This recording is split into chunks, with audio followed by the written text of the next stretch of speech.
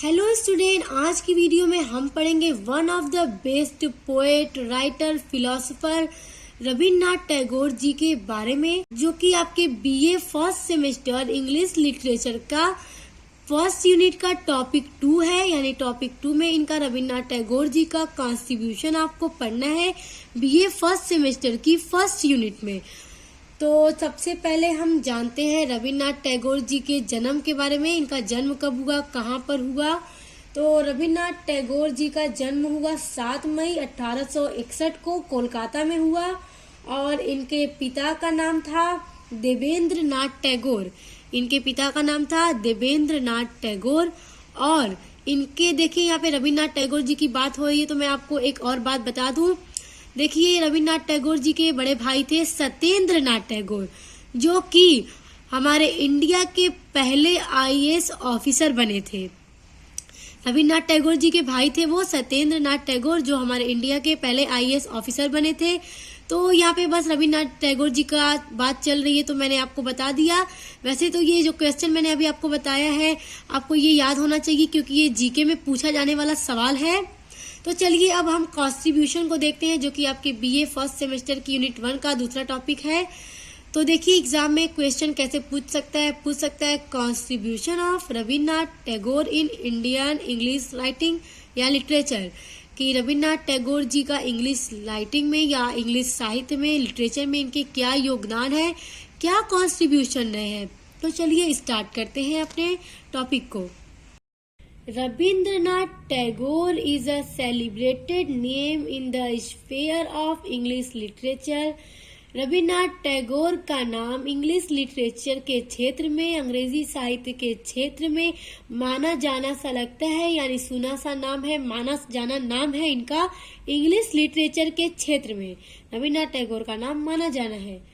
His creative genius is so much accounting and his literary output is so much rich and varied.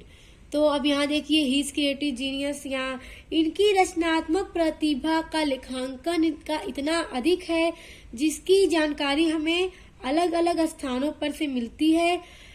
और and so much rich, यानी कि rich का मतलब होता है समृद्ध एंड वेरिड का मतलब होता है अलग अलग प्रकार से। तो इनका साहित्यिक योगदान बहुत ही ज्यादा समृद्ध है और बहुत अलग अलग प्रकार से है। अब यहाँ देखिए that the phrase married minded, तो अब ये जो एक फ्रेज कहा गया है मैरिड माइंडेड, ये फ्रेज कहा गया है which Matthew Arnold has used for Shakespeare. तो ये मैथ्यू अर्नोल्ड भी एक इंग्लिश पोएट थे जिन्होंने शेक्सपियर के लिए मैरिड माइंडेड इस फ्रेज का यूज किया है। उन्होंने कहा है कि शेक्सपियर मैरिड माइंडेड है। मैरिड का मतलब होता है असंख्य, अनगिनत, माइंडेड यानी दिमाग, कि शेक्सपियर के पास बहुत ही ज्यादा दिमाग है, असंख्य दिमाग है जिसकी कोई गिनती नहीं, यानी कि असंख्य। तो can aptly be used for him also, तो मैथ्यू अर्नोल्ड के द्वारा जो फ्रेज शेक्सपियर के लिए कहा गया है वही फ्रेज हम रविन्द्रनाथ टैगोर के लिए भी यूज कर सकते हैं, क्योंकि रविन्द्रनाथ टैगोर जी का भी इंग्लिश लिटरेचर में बहुत ज्यादा कॉन्ट्रीब्यूशन रहा है।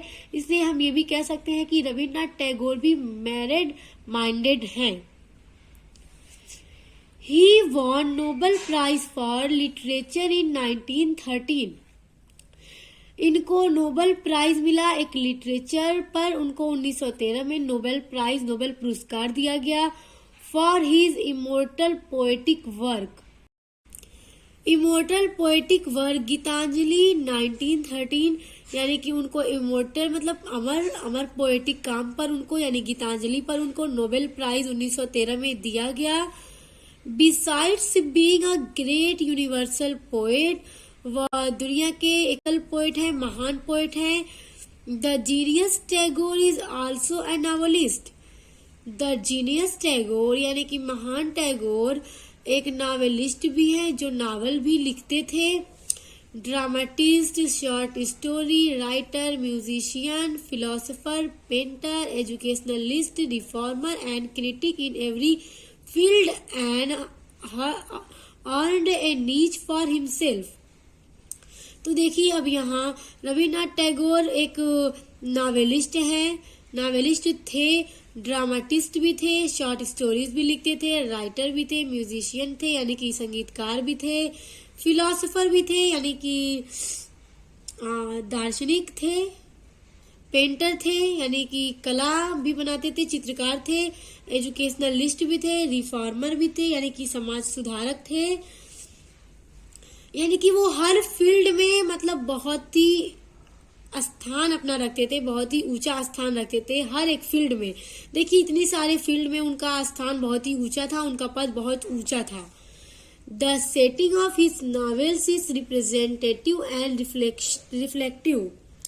The setting of his novel, जो उनके नावल लिखने की जो सेटिंग थी वो बहुत ही संजीदगी से थी, वो बहुत ही संजीदगी से नावल लिखते थे, बहुत अच्छा यूज करते थे, उसमें वर्ड्स का बहुत अच्छा यूज करते थे। उनकी नावल लिखने की सेटिंग जो थी वो बहुत अच्छी थी। Their characters and natural realistic. तो जब वो नावल लिखते थे उसमें बहुत संजीदगी से लिखते थे, उनका जो चरित्र चित्रण होता था वो बहुत अच्छा होता था। नेचुरल यानी कि एकदम वास्तविकता उसमें होती थी, सच्चाई दिखती थी। फुल ब्लडेड यानी कि एकदम खून से लथपथ होती थी। एंड लाइफ लाइक और जीवन की तरह होती थी। अब यहाँ देखिए the socio religious culture of Bengal is brilliantly portrayed in his novels. उन्होंने अपने नॉवेल्स के थ्रू, अपने नॉवेल्स के जरिए बंगाल का जो कल्चर था, क्योंकि ये बंगाल के थे, कोलकाता में इनका बॉर्न हुआ था, जन्म हुआ था, तो इन्होंने अपने नॉवेल में बंगाल के कल्चर को ब्रिलियंटली यानी प्रतिभाशाली तरीके से चित्रित किया है। Through his novels he brings some out of the problem of the women of his as.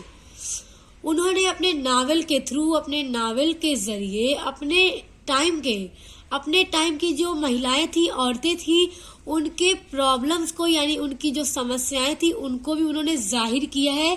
अपने टाइम की औरतों की समस्याओं को उन्होंने अपने नावल के जरिए जाहिर किया है कि मतलब औरतों की क्या क्या समस्याएं हैं। Different kind of human relation are portrayed and analysed.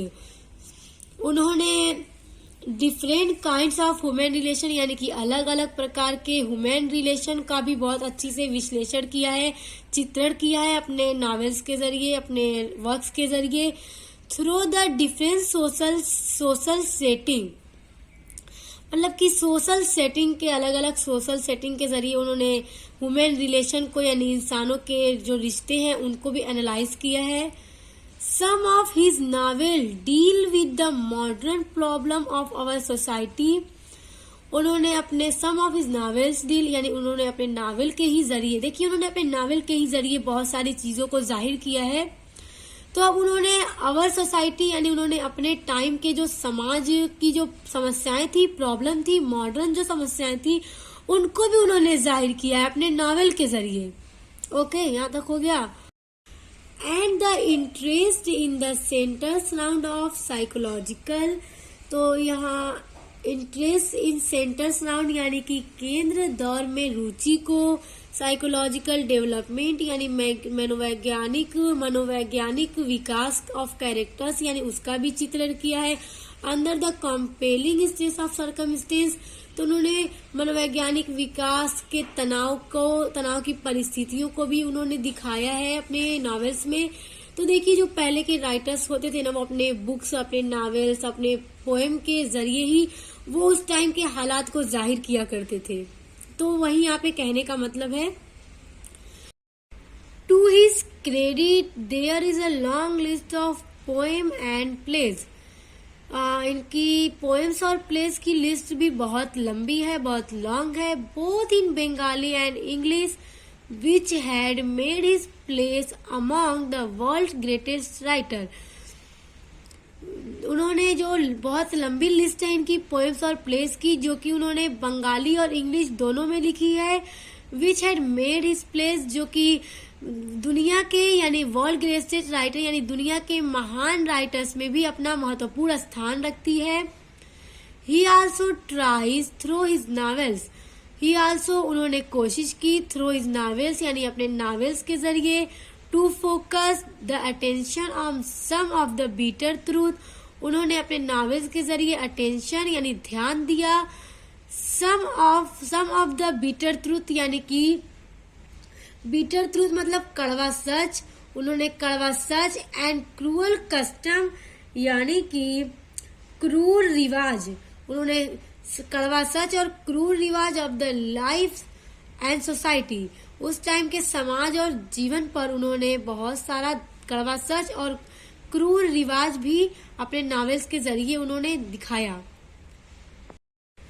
अब यहाँ पे देखिए रविन्द्रनाथ टैगोर जी का कुछ मेजर वर्क्स है, जो देखिए the home and the world जो पब्लिश्ड हुआ 1910 में, 1910 में पब्लिश्ड हुआ। उसके बाद है द वृक्ष जो पब्लिश्ड हुआ 1921। उसके बाद है विनोदिनी जो पब्लिश्ड हुआ 1964 में। Tagore wrote his first original dramatic piece when he was 20। Tagore ji ने लिखा his first original dramatic piece, अपना पहला ड्रामा व्हेन ही वाज 20, जब वह 20 साल के थे। वाल्मीकि प्रतिभा 1881 जो कि पब्लिश्ड हुआ 1881 में and started that his work sought to articulated the place of feeling and not of action. Sort मतलब होता है मांगना, आर्टिकुलेटेड मतलब जोड़ा हुआ। तो वो टैगोर जी ने अपने वर्क्स में देखिए क्या कहा है, the place of feeling and not of action, कि मतलब कुछ लिखने के लिए ना फीलिंग होना चाहिए, एक्शन नहीं। Tagore's drama used more philosophical and allegorical themes. Tagore's ने अपने ड्रामे में यूज किया दार्शनिक और एलोजिकल मतलब होता है व्यंजनापूर्ण थीम को उन्होंने यूज किया।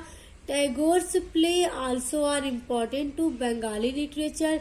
टैगोर ने बहुत से बंगाली लिटरेचर में भी बहुत इम्पोर्टेंट्स प्ले लिखे हैं, बहुत प्ले किए हैं। हिज मोस्ट फेमस प्ले जो उनका सबसे फेमस प्ले है परहैप्स शायद इज रक्त कवरी 1926 जो कि पब्लिश्ड हुई 1926 में। रेड ओलेंडर्स ये इंग्लिश में इसका नाम है रेड ओलेंडर्स, ये हिंदी में इसका नाम है Raktakarabi. The name of red flower, तो ये जो रेड ओलेंडर्स उनकी एक बहुत ही फेमस प्ले है रेड ओलेंडर्स, ये एक लाल कलर के फूल का नाम है, वो उन्होंने लिखी रक्त कवरी जो पब्लिश्ड हुई 1926 में।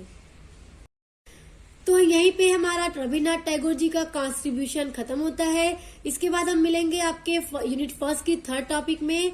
तो आप लोग अपना सिलेबस देख लीजिएगा आपका थर्ड टॉपिक क्या है। तो अब नेक्स्ट वीडियो में हम वो उसमें मिलेंगे। मिलते हैं नेक्स्ट वीडियो के साथ।